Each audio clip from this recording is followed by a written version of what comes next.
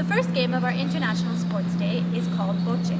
Bocce is a recreational game that is commonly played by the Italian culture.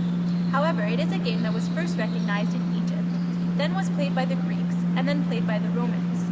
It is said to be a game for young and old. Essentially, if you can walk, you can play.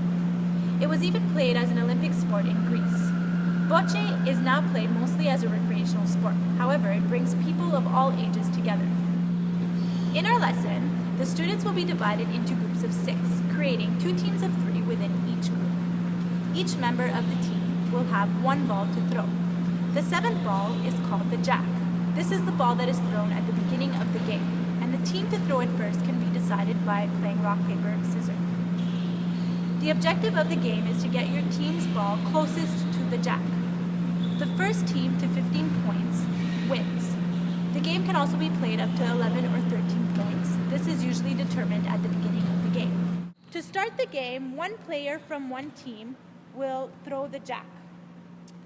Once the jack is thrown, 1 player from one team will throw the ball, and then 1 player from the other team will throw, and so on until everyone has had their turn. For example, if all 4 balls of one team are closer to the target than any of the balls of the opposing team, 4 points are scored.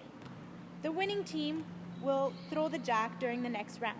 As previously mentioned, each ball is thrown with the goal of placing it as close as possible to the jack.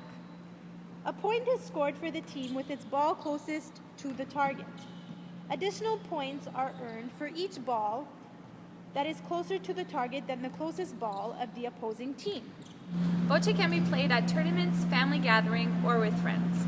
This game is usually played on a flat surface. However, it is commonly played on grass or gravel lanes specifically made for bocce. Discussion questions we have chosen for the end of our lesson are: number 1, what game or sport is this similar to in our Canadian culture? And number 2, in what ways do bocce infuse multiculturalism? The second game of our lesson is cricket. It originated in the Dark Age.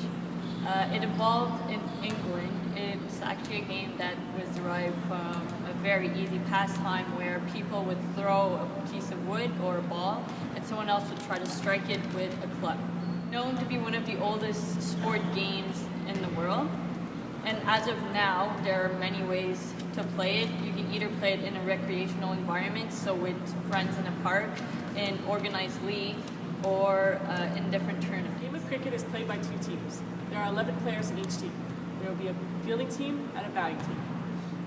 The batting team is trying to score points by hitting the ball that is thrown by a bowler, also known as a pitcher. If the ball is struck and not caught by the fielding team, the batter can run from base to base, trying to score as many points as possible. This game is won at the end of 2 innings by the team who has the most points. Each inning ends after 10 batters from each team are put out.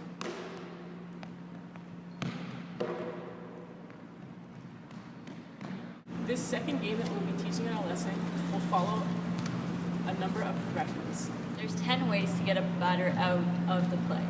The first one is if the ball is caught. The pitcher throws the ball and it hits the wicket and break it. The player hits the wicket as they're at bat. The player steps outside of their crease. The 5th way is to just run the batter out, hit the wicket without even breaking it. Batter handles the ball. Batter hits the ball twice. If it's timed out, 10, obstructing the field. At the end of this lesson, we will ask the students 2 discussion questions. 1, what North American sport is this game similar to? And 2, how can we adjust the sport so that everyone can play?